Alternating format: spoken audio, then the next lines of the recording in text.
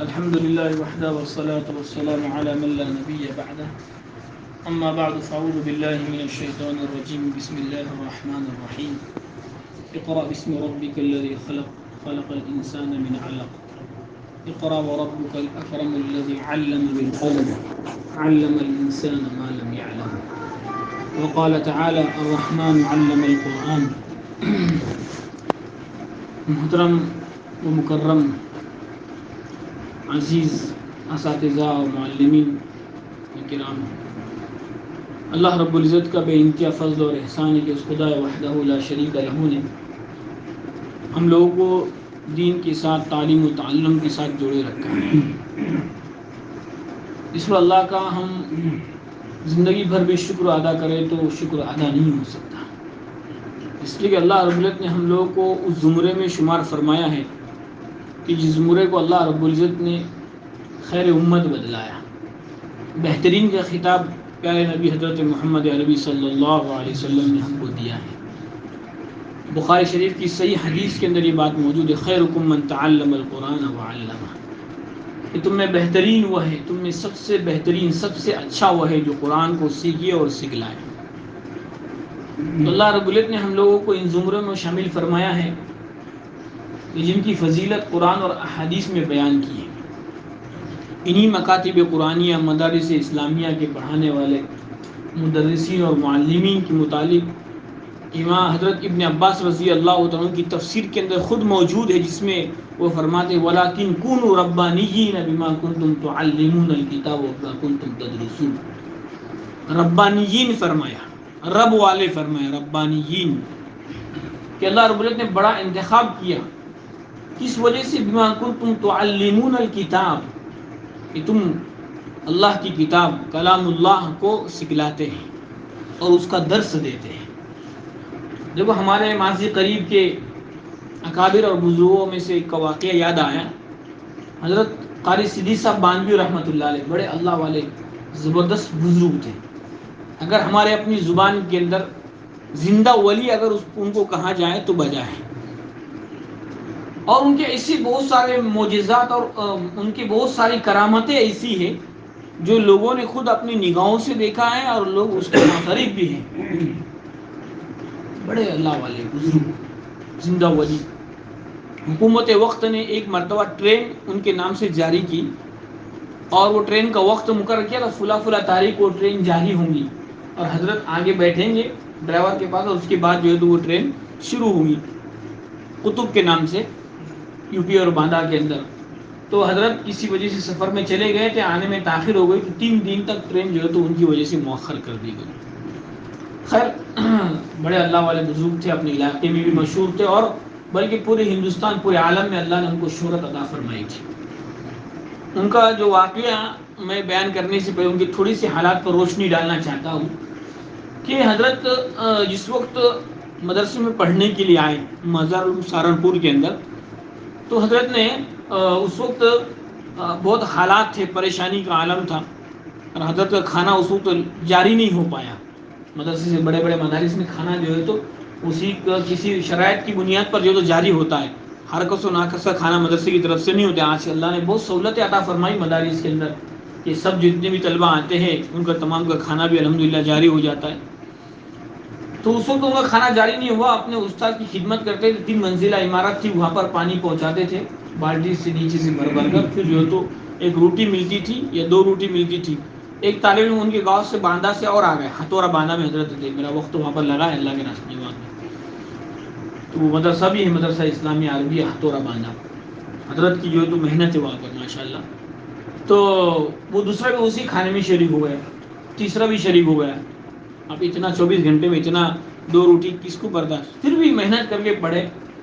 جب وہ فارغ ہوئے، عالمیت کا کورس مکمل کیا، پوری تعلیم مکمل، مدرسے والوں نے ان کو ان کی محنت کی بنیاد پر، ان کی صلاحیت کی بنیاد پر ان کو مدرسے میں جو ہے تو مدرس بنا دیا کہ آپ مدرس۔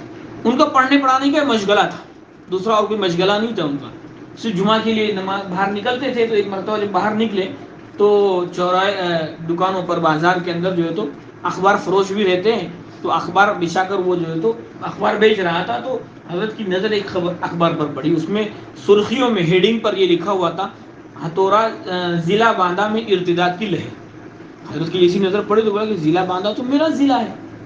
تو انہوں نے فوراً اخبار خرید لیا اور پورا پڑھا تو اس میں جو ہے تو لوگ مرتد ہو رہے ہیں اور اس طرح کی پوری خبریں تھیں. حضرت کو بہت دھچکا لگا. کہا کہ میں یہاں پڑھا رہا ہوں اور میرے علاقے کے اندر جو ہے تو اس طرح کی ارتداد کی لہر. فرماتے ہیں کہ حضرت نے اسی وقت استعفیٰ لکھا. جمعہ کا دن تھا اور حضرت ناظم صاحب کو پہنچا دیا اور اسی وقت سے رخت سفر بھان کے اپنے علاقے ضلع باندھا کے اندر ہتھوڑا میں پہنچ گئے. دیکھا حالات بہت ناساز ہیں اور لوگوں کے اندر بے دینی کا ماحول ہے. مکاتب مدارس کا کوئی مدرسے کا کوئی جو ہے تو نہیں ہے. زندگی ان کی یہی گزری, یہی پر پڑھانے لگ گئے تھے. کچھ پتہ نہیں تھا, کبھی کبھی چلے جایا کرتے تھے. تو بہت افسوس ہوا اور اس وقت سے انہوں نے محنت شروع کی. جگہ جگہ مکاتب کا بھی جال بچھایا اور مدرسہ بھی جو انہوں نے قائم کیا اور بے لوث محنت کرتے تھے, بے لوث. کیونکہ دنیا ان سے جو ہے تو کچھ ان سے مقصود نہیں تھا نا, ان سے کچھ لینا مقصود نہیں تھا لوگوں سے, یا ان سے کوئی مال کی امید ان کو جو ہے تو نہیں تھی. بس انتھک محنت کی. اللہ نے جو ہے تو وہاں کے حالات کو تبدیل کر دیا اور ماشاءاللہ حضرت کو اللہ نے جو مقام اور مرتبہ دیا. تو مطلب یہ ہے کہ بہت سارے ان کے کرامات اور واقعات ہیں اسی محنت کی بنیاد پر. کی بنیاد پر محنت کی بنیاد اللہ نے جو ہے تو ان کو ولایت کا مقام عطا فرمایا. تو بدلا تو ایک واقعہ حضرت ہمیشہ یہ فرمایا کرتے تھے. حضرت نے کتاب بھی بہت سارے لکھی ہے, شروحات بھی بہت سارے لکھی ہے. تو حضرت بڑی بڑی کتابیں پڑھا کرتے, شرح جامی وغیرہ, بخاری شریف وغیرہ. اسفار بھی ہوتے تھے. حضرت مولانا غلام صاحب بستانی دامت برکاتہم العالیہ نے ان سے بہت استفادہ کیا.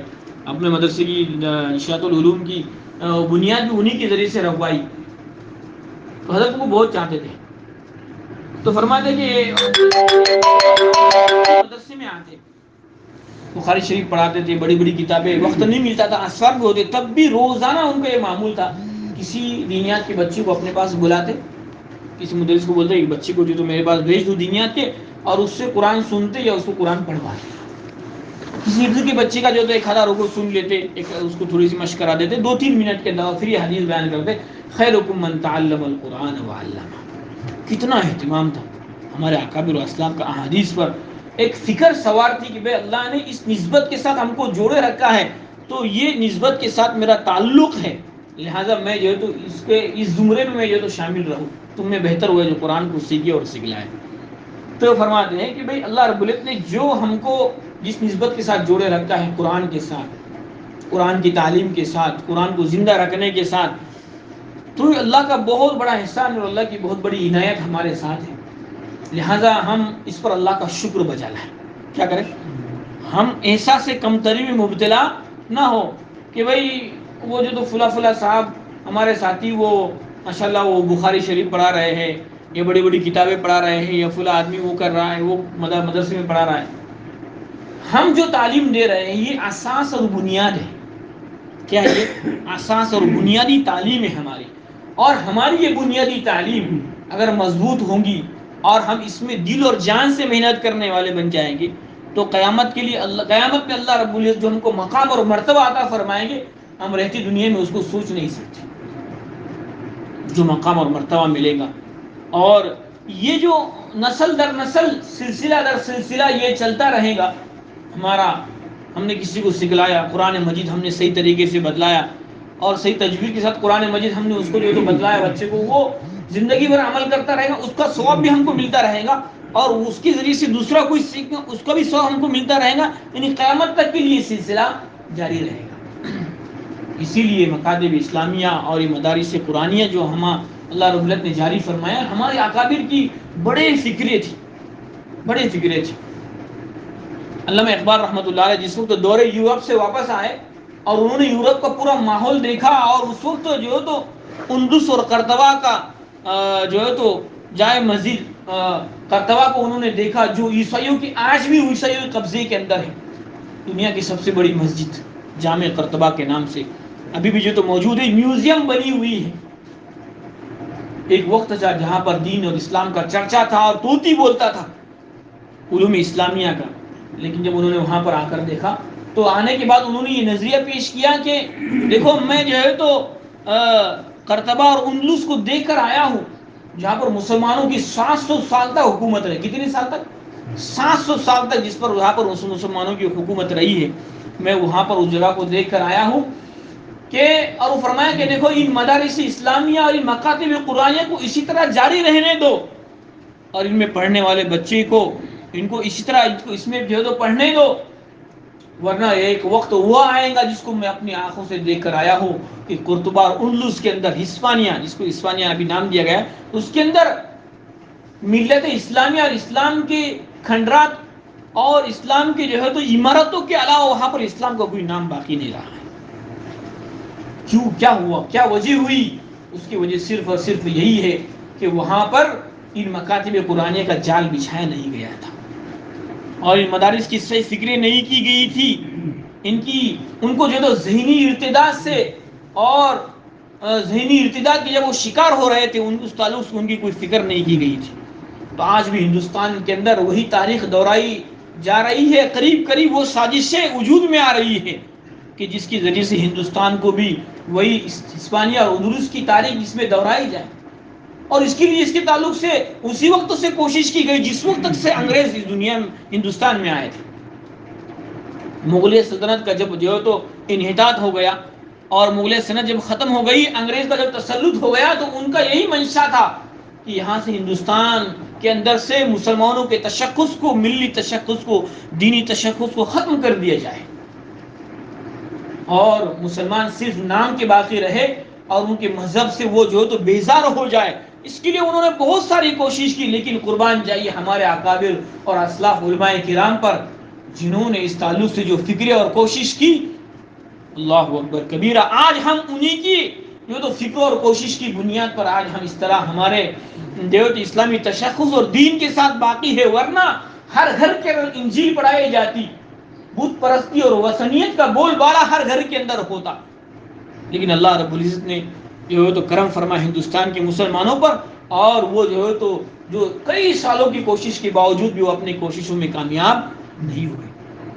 یہ وجہ صرف یہی ہے کہ حضرت شیخ الہند رحمۃ اللہ علیہ جس وقت مالٹا کی جیل میں تشریف لے گئے تھے، مالٹا کی جیل میں ان کی قید بند کی صعوبتوں کو برداشت کر کے 3 سال کے بعد جب وہ ہندوستان میں تشریف لائے، تو انہوں نے کہا کہ میں جو ہے تو 2 چیزیں دیکھ کر آیا ہوں، ہندوستان کے مسلمان اگر قرآن مجید کو مضبوطی سے پکڑتے اور سمجھ کر اور اس کی پڑھانے کی اپنے اولاد کو کوشش کرتے ہیں تو ہندوستان کے اندر، اور دوسری چیز کہ آپس میں اتحاد اور اتفاق باقی رکھتے ہیں، تو ہندوستان کے اندر انشاءاللہ العزیز اسلام کا بول بالا ہوگا، اور اسلام کو کوئی ختم کرنے کی جو کوشش نہیں کر سکتا۔ اس لیے یہ بڑے اہم ہے کہ اللہ رب العزت نے ہم کو یہ مکاتب قرآنیہ سے منسلک فرمایا ہے، یہ مکاتب دینیہ سے منسلک فرمایا ہے، اسی لیے احساس کمتری میں ہم مبتلا نہ ہوں کہ ہم جو ہے تو بہت چھوٹی خدمت کر رہے ہیں، یا ہم جو ہے تو بہت کمتر خدمت کر رہے ہیں۔ نہیں، ہماری خدمت جو ہے تو اتنی اونچی ہے اور اتنا بڑا مقام اور مرتبہ اللہ رب العزت ہم کو کل قیامت کی عطا فرمائیں گے جس کو ہم سوچ بھی نہیں سکتے۔ اللہ کے نبی صلی اللہ علیہ وسلم نے خیرکم من تعلم القرآن وعلمہ کے ذریعے سے ارشاد فرمایا۔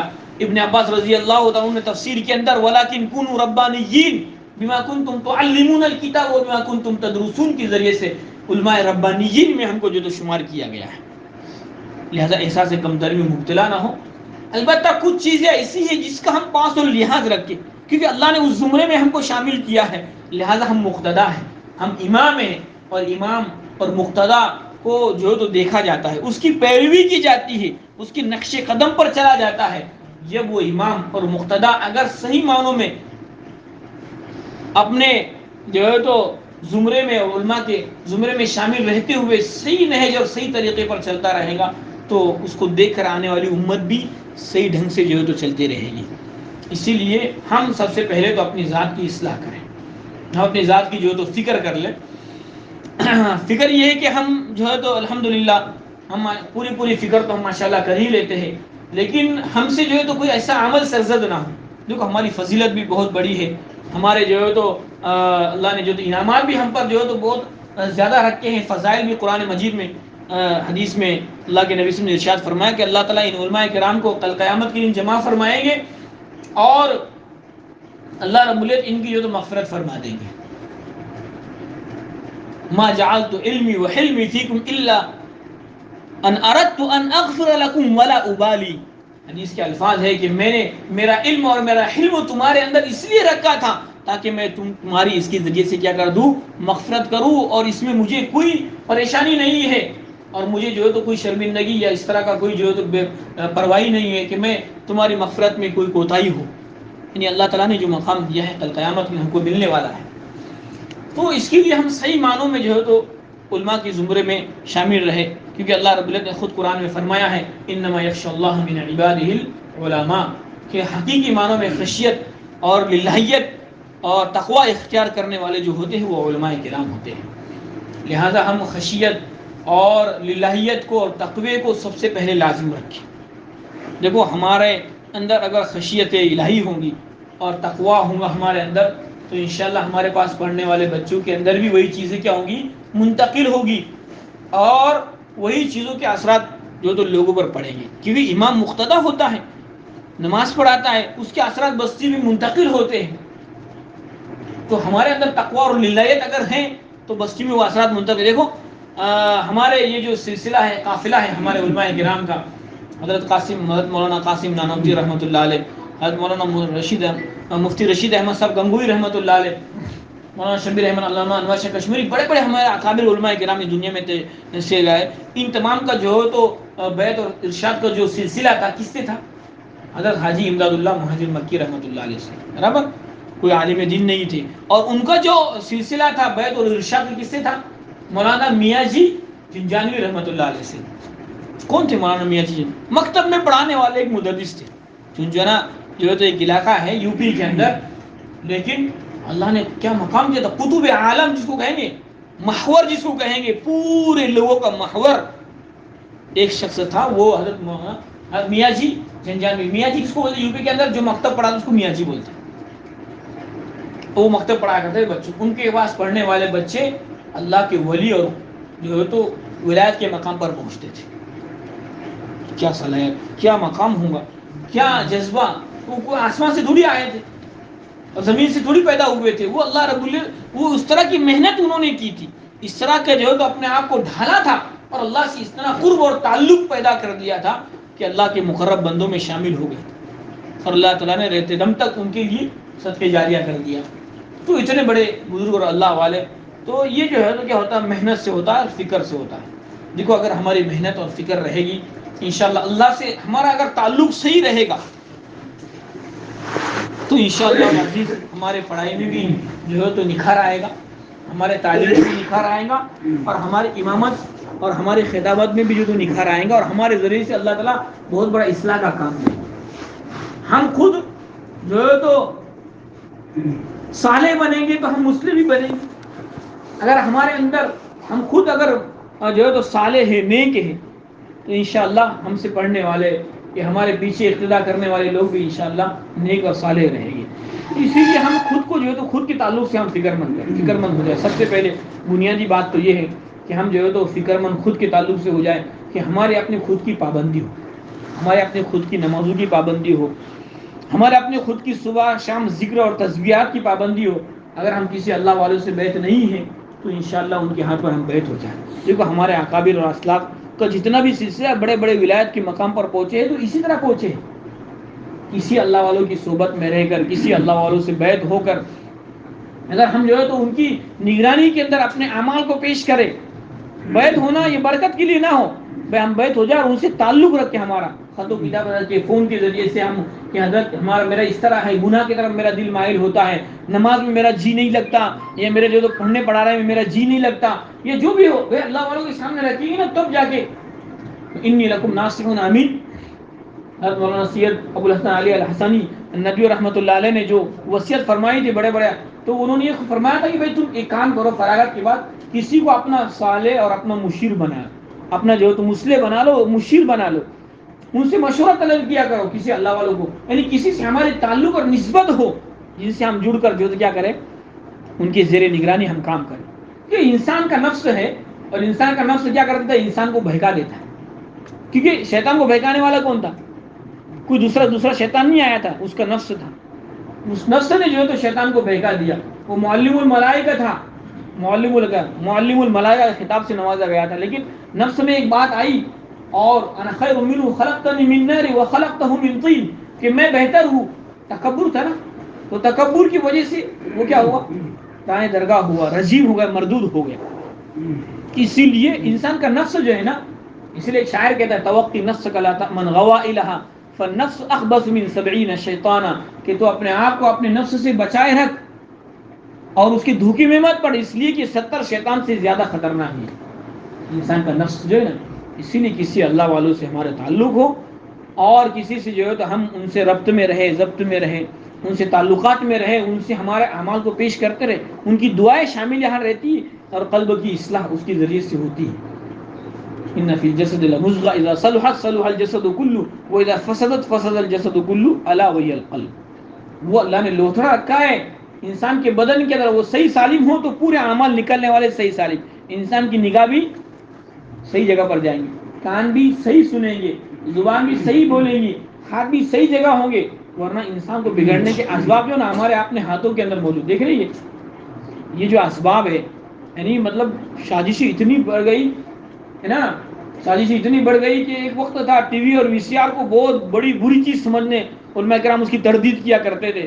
اب ایک ایسی چیز آ گئی کہ اس کے ذریعے سے تردید کرنے کی ضرورت پیش آ رہی ہے اور سختی کے ساتھ. ضرورت کی چیز تھی لیکن انسان نے جو سے اس کو خواہشات کی اور ظاہر بات ہے بھائی گناہ کی طرف تو انسان ان النفس لامارۃ بالسوء الا ما رحم ربی. ہمارا کوئی نفس جو ہے تو مطمئنہ تو ہے نہیں کہ ہمارا نفس امارہ ہی ہے نا جو گناہ کی طرف انسان کو ابارتا ہی ہے، دل خود بخود مائل ہوتا ہی ہے اس کے ذریعے سے. لیکن پھر بھی اصلاح کی ضرورت ہے ہم تمام کے لیے. میں اور آپ تمام کے لیے اس تعلق سے جو تو فکر مند ہو جائے کہ ہماری خود کی اصلاح ہو، اللہ والوں سے ہمارا تعلق ہو اور خود ہم گناہوں سے بچنے کی ہم فکر کریں. کیونکہ ہم دیہات کے ماحول میں رہتے ہیں، کوئی پوچھنے والا نہیں، کوئی دیکھنے والا نہیں، کوئی بتلانے والا نہیں، تو ایسے موقع پر اپنے آپ کو بچانا بہت زیادہ ضروری ہے. خصوصی طور پر ہم جو ہے الحمدللہ رہ رہے ہیں تو اس میں ہماری چند اصلاح کی چند باتیں ہیں. اس کے بعد طلبہ کے تعلق سے جو اہم مکتب کا جو ہمارا اہم مکتب کا عنوان ہے اس تعلق سے ہوں گی. تو اگر ہم خود کی اصلاح ہو جائے تو انشاءاللہ ہمارے پاس پڑھنے والے بھی، تو اس کے لیے ہم خود آنکھوں کی حفاظت کریں. کیونکہ دیہاتوں میں ماحول ایسا ہوتا ہے کہ اس میں جو ہے تو لوگوں کو دین کا اتنا کوئی جذبہ، اتنا کوئی فکر نہیں ہوتی، لوگوں کو دین کے تعلق سے اتنی تعلق نہیں ہوتا ہے اور وہ علماء کرام کو اور معلمین کو فرشتہ سمجھتے. جس طرح دوسروں سے بھی پردہ کر سکتے لیکن معلمین سے اتنا زیادہ یا علماء کرام سے پردے کا اہتمام نہیں کرتے. آ جاتے ہیں یا بلا لیتے ہیں ہم کو گھر میں یا سامنے بھی آ جاتے ہیں. تو میرے دوستوں سب سے بنیادی بات یہ ہے کہ ہم مستورات سے پردے کا پورا اہتمام کریں. دیکھو یہ بے پردگی کی وجہ سے بہت سارے حالات ایسے پیش آئے، واقعات پیش آئے. شیطان ہے، نفس انسان کے ساتھ لگا ہوا ہے، اس کی وجہ سے واقعہ یہ پیش آتا ہے کہ بھائی ربط ضبط بڑھ جاتے ہیں، تعلقات بڑھ جاتے ہیں اور مسائل پیش آ جاتے ہیں جس کی وجہ سے جو تو بڑی خرابیاں لازم آتی ہے. بدنامی جو ہے تو ہماری نہیں ہوتی، کس کی ہوتی ہے؟ علماء کی ہوتی ہے. بدنامی دین کی ہوتی ہے. تو اس کے لیے ہم ایسا عمل نہ کریں کہ جس کے ذریعے سے میرے ذریعے سے دین کو نفع پہنچنے کے بجائے نقصان ہو. اس کی وجہ سے کہ یہ تو شریعت کا حکم ہے نا. اگر ہم شریعت پر ہم خود عمل نہیں کریں گے تو دوسروں کو شریعت پر چلنے کی ہم کیا دعوت دیں گے؟ اگر خود ہم پردے کا اہتمام نہیں کریں گے، مستورات سے ہمارے جو تو بات چیت کھلے عام اگر ہم کریں گے، پردے کے اہتمام کے ساتھ نہیں کریں گے تو ہم دوسروں کو کیا دین کی دعوت دیں گے؟ جب ہم خود اس پر عمل پیرانا ہے تو پھر ہم دوسروں کو کیا دعوت دے سکتے ہیں؟ ہماری بات کا کیا اثر لوگوں پر ہوا؟ تو اس کے لیے ہم اس بات کی پوری فکر کر لیں کہ ہم جو تو تمام گناہوں سے بچیں. کبھی کبھی موبائل کی وجہ سے انسان کان میں ڈال کے کبھی کبھی اس طرح کا واقعہ پیش ہے. مسجد کے اندر بیٹھا ہوا ہے، ہم نے دیکھا ہے پچھلے کئی سالوں پہلے ایک واقعہ پیش آیا کہ مسجد کے اندر بیٹھے ہوئے ہیں حضرت اور لوگوں تو مسجد میں نماز کا وقت کیا آتے نہیں ہے اور جو ہے تو پکچر چل رہا ہے اور اس کو جو تو کان میں ہیڈ فون لگا کے جو تو وہ دیکھ رہے مسجد کے اندر. اللہ اکبر کبیر. دوستو ویڈیو کا جو ہے مسجد میں چلانا کس طرح بھی جائز نہیں ہے، حرام ہے. اس میں بہت ساری چیزیں آتی، تصویریں آتی ہیں اور لیڈیز کی اور بہت ساری. آپ تو انٹرنیٹ کا زمانہ ہے، اس قدر فحاشی اور عریانیت اس کے ذریعے سے عام ہو رہی کہ ہم سوچ بھی نہیں سکتے. اچھا یہ ہوتا ہے کہ بعض مرتبہ کوئی گناہ جو ہے نا بار بار جب انسان کرتا ہے نا تو اس کی نفرت دل سے کیا ہو جاتی ہے؟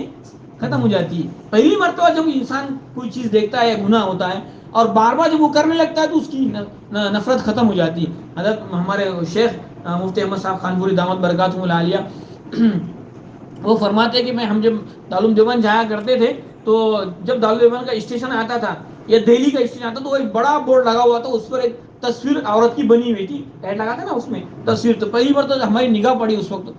ابھی اللہ والا جو مقام مرتبہ جو ملتا ہے اس طرح تھوڑی ملتا ہے. ہاں خلیفہ ہے حضرت مفتی اعظم مفتی محمود صاحب گنگوئی رحمۃ اللہ علیہ کی، اور گجرات کے بڑے مفتی اعظم ہیں. تو فرما جب پہلی مرتبہ اس پر نظر پڑی نا، بہت دل کو اچانک نظر پڑی نا، تو دل کو بہت بے چینی محسوس ہوئی. حضرت خود بیان فرماتے دل کو اتنی بے چینی محسوس ہوئی، اور استغفار اور یہ کہ بھئی غیر محرم پر نظر پڑی. فوٹو میں جس طرح غیر محرم کو براہ راست دیکھنا منع ہے، اس طرح فوٹو میں اور اس طرح جو ہے تو تصویر میں دیکھنا بھی منع ہی ہے. وہی حکم ہے اس کا. دونوں مفتیان کرام سے آپ پوچھ سکتے ہیں کہ دو براہ راست ہم کسی نامحرم کو دیکھ رہے ہیں اور فوٹو میں دیکھ رہے ہیں یا کسی اور میں دیکھ رہے ہیں، اللہ ہماری تمام کی حفاظت فرمائے. تو فرمایا جب میری نگاہ پڑی تو پھر اس کے بعد میں بار بار آنا جانا ہوتا رہا، تو وہ تو کئی سالوں تک لگا رہا. تو پھر ایک مرتبہ اچانک نگاہ پڑی تو پہلی جو مرتبہ نفرت دل کے اندر پیدا ہوئی تھی، اس طرح کی نفرت باقی نہیں رہی تھی.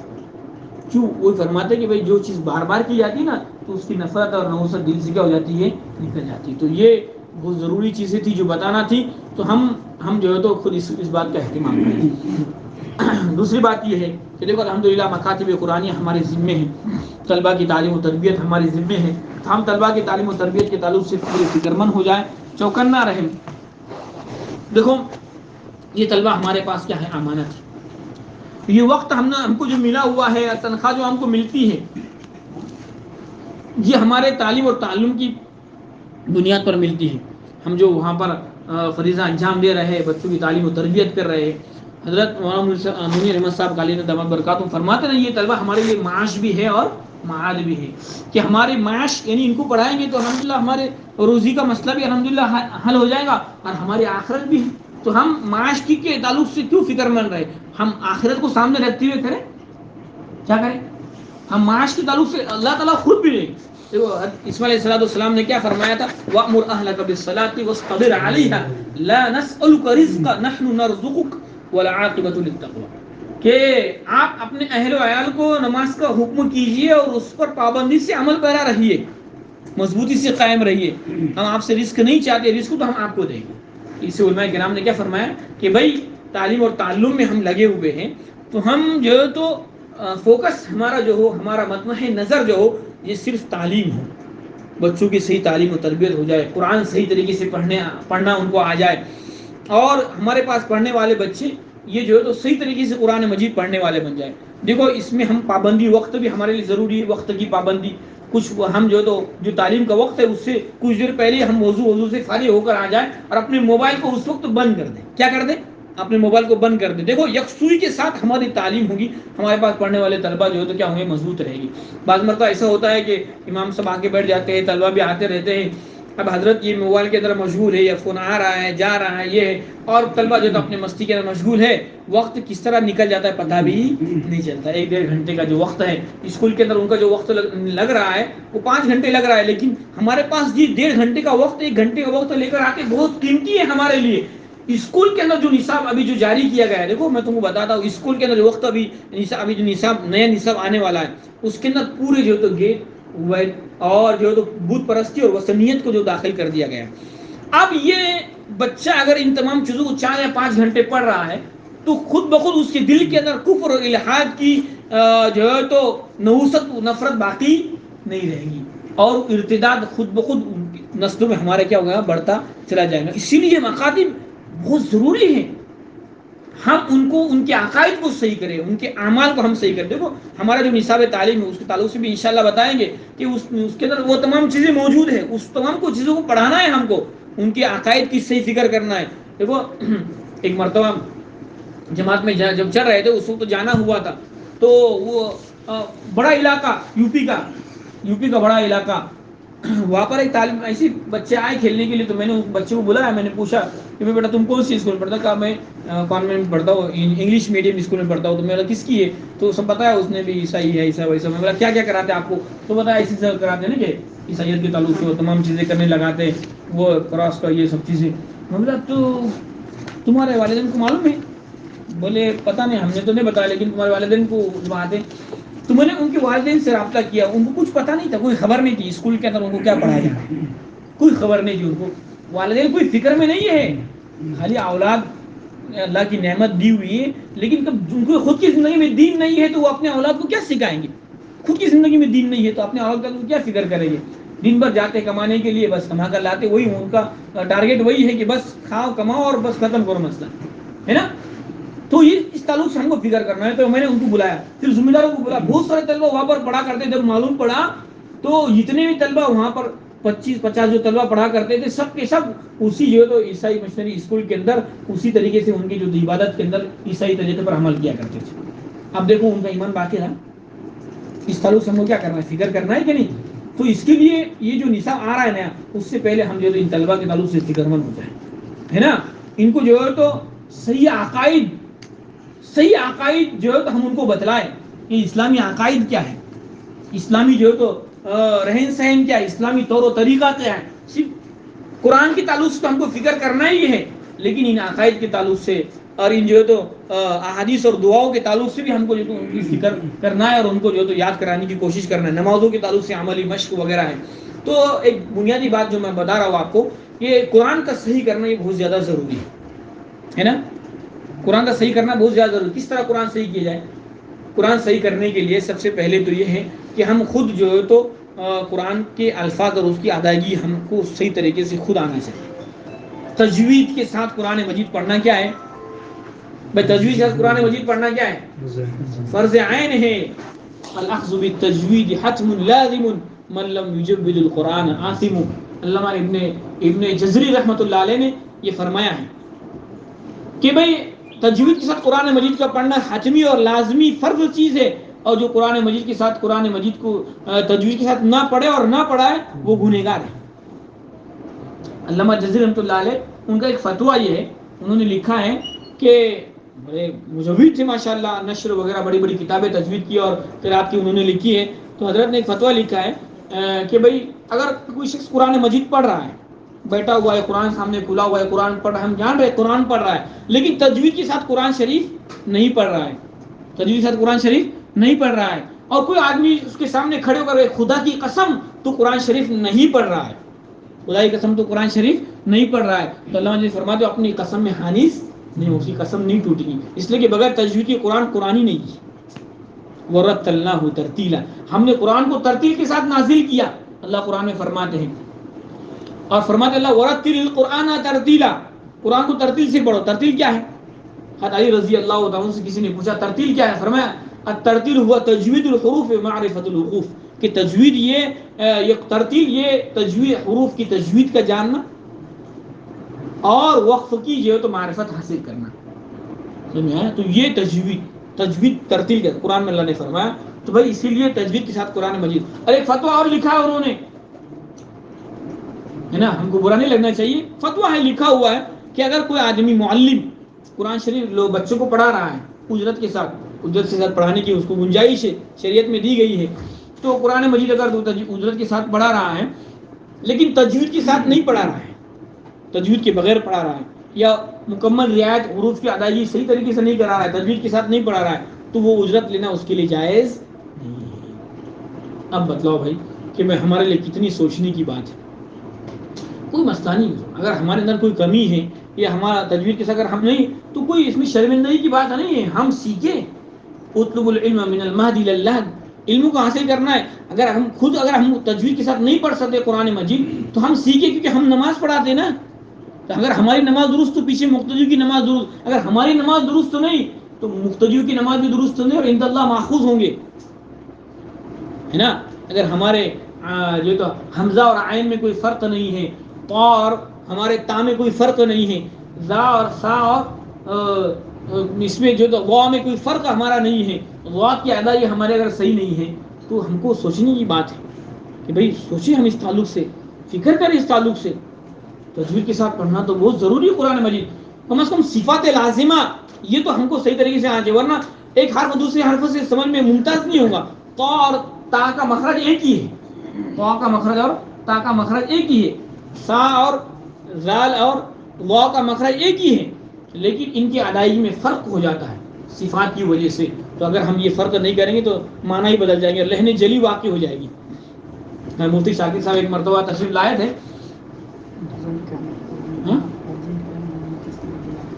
مجھے بلا رہے ارجن کام ہے, بولنا آ رہے بس بات چل رہی ہے.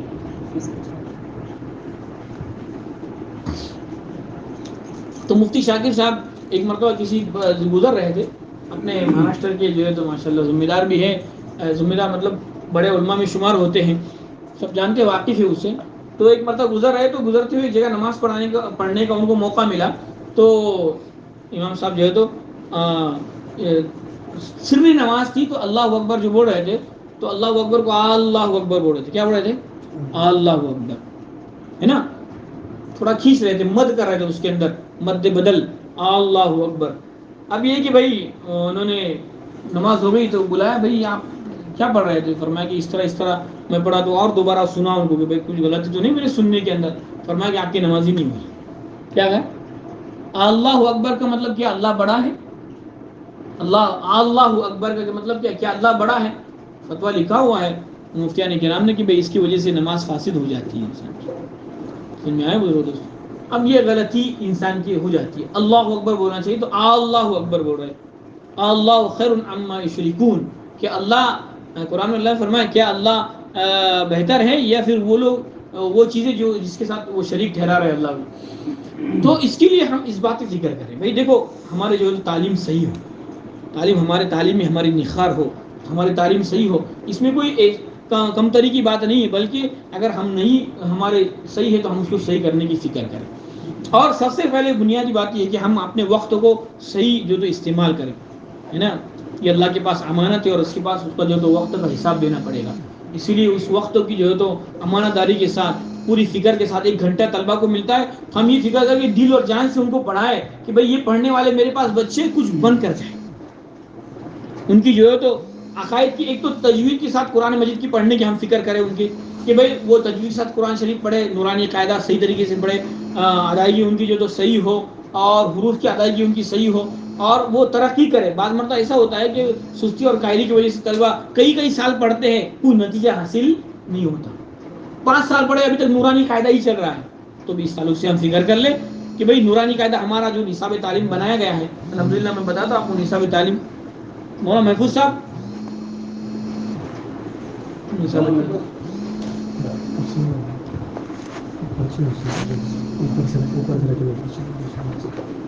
چلو خیر نصاب تعلیم ہے نا، کوئی لایا ہے نصاب تعلیم اپنے؟ نہیں. تو ہم نصاب تعلیم کے جو نصاب تعلیم ہمارا ادھر میں کھڑا ہوتا ہوں بیٹھ سے